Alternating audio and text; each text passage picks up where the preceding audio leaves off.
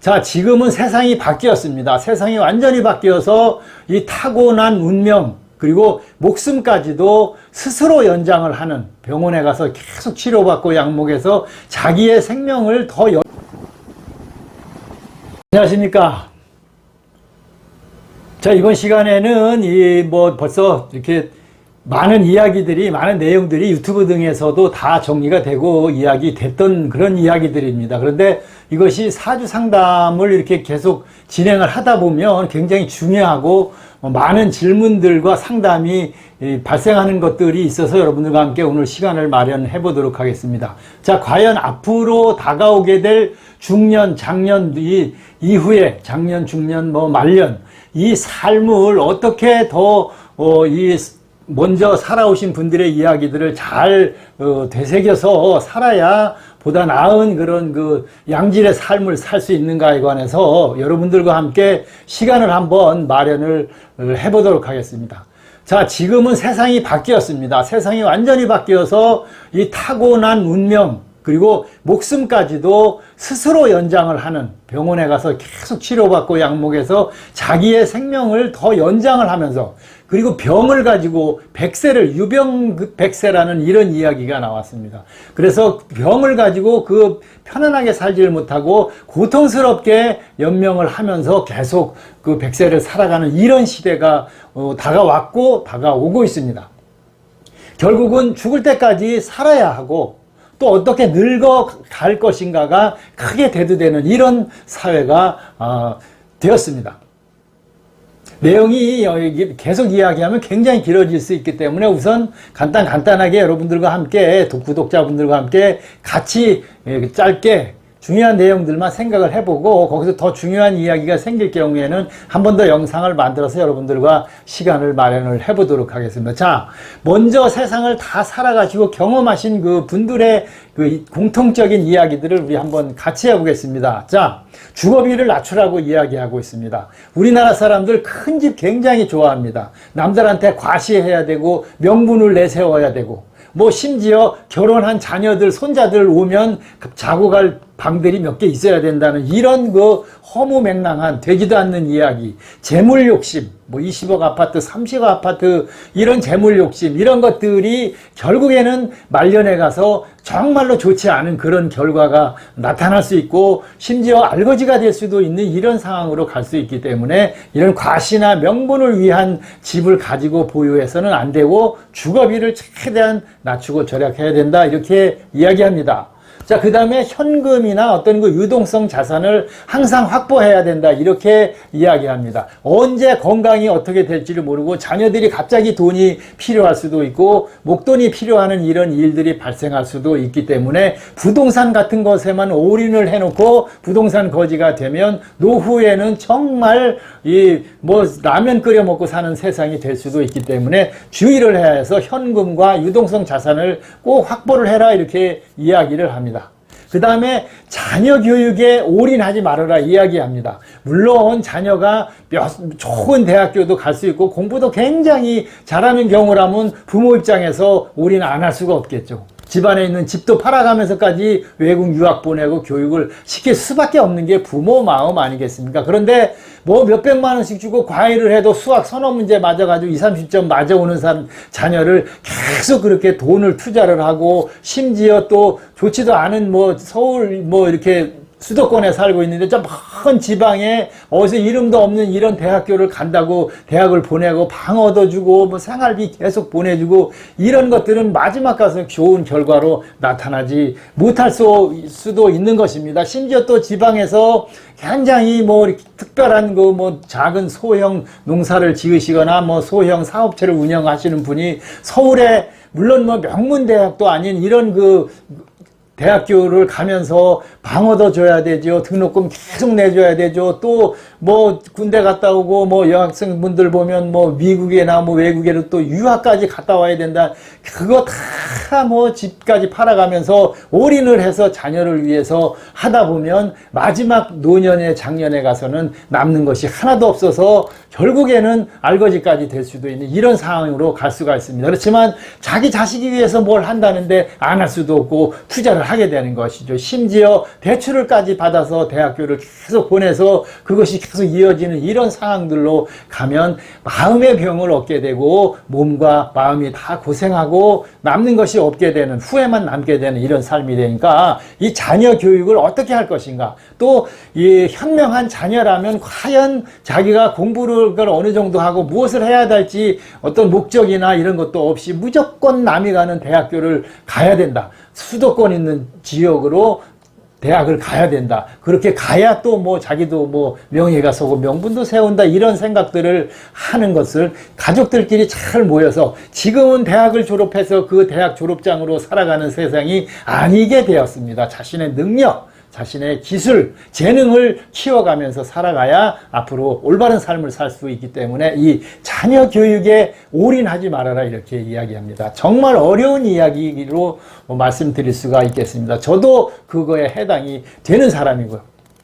자, 또 이 자녀 출가, 결혼, 이거에 올인하지 말아라 또 이야기합니다. 이것도 역시 내가 돈 얼마라도 몇 푼이라도 있으면 자녀 출가시키는데 쓰고 싶고 주어야 되겠죠. 몇 푼이라도 줘서 출가를 보내는 것이 부모로서의 마음이죠.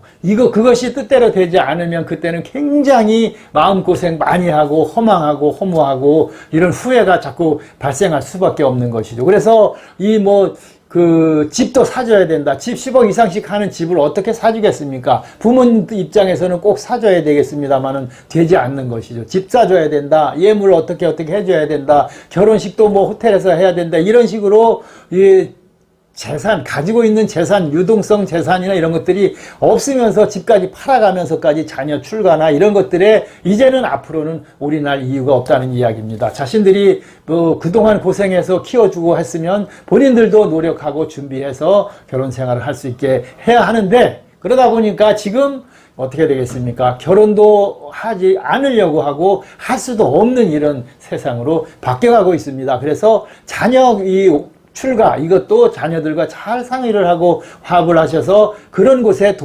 재산을 얼마 가지고 있지 않은 재산을 올인하는 이런 것들은 주의를 좀 하셔야 한다, 이렇게 이야기합니다. 자, 그 다음에 이 경제적으로, 정신적으로 다 독립을 해야 된다. 그래야 자녀들도 마음이 편하고 자녀들도 안정적인 자신들의 삶을 살아갈 수가 있는 것입니다. 내 자신도 마찬가지고 이게 경제적인 어떤 정신적으로 다 독립을 하는 준비를 하지 못하면 나이 들어서까지 자녀들에게 의존하는 이런 일이 생기면 양쪽이 다 고통스럽고 힘든 삶을 살아갈 수 있게 되는 것입니다. 경제적, 정신적 독립을 해라, 이렇게 이야기합니다. 또 인간관계의 중요성이 굉장히 지금 대두되고 있습니다. 특히 외로움과 고독 이런 쪽으로 소규모된 그런 사회로 살아가고 외롭고 고독하기 때문에 인간관계를 중요시 하셔라. 그래서 신뢰받고 사랑받고 또 각 세대 간의 그 엄청난 세대 차이, 몇 년만 지나도 확확 바뀌는 이 세대 차이를 잘 공감을 해서 그 세대들의 이야기를 잘 포옹하고 이해하고 받아들여서 배려하고 이런 삶을 살아가야지,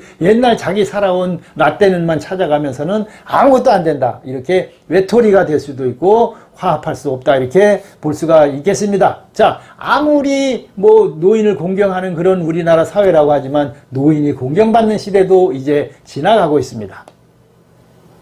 자, 또 배우자와의 관계를 철저히 잘 이해하고 배려하고 감싸주는 그런 삶을 살아야지, 나 고생하고 살아왔기 때문에 이제 그만 좀 나 혼자 살고 싶다, 이혼하고 싶다, 이런 이야기들 하는데 배우자운은 거기까지인 것입니다. 여러분들, 더 좋은 배우자운이 있겠습니까? 누가 나 죽을 때 아무나 와서 손잡아 주겠습니까?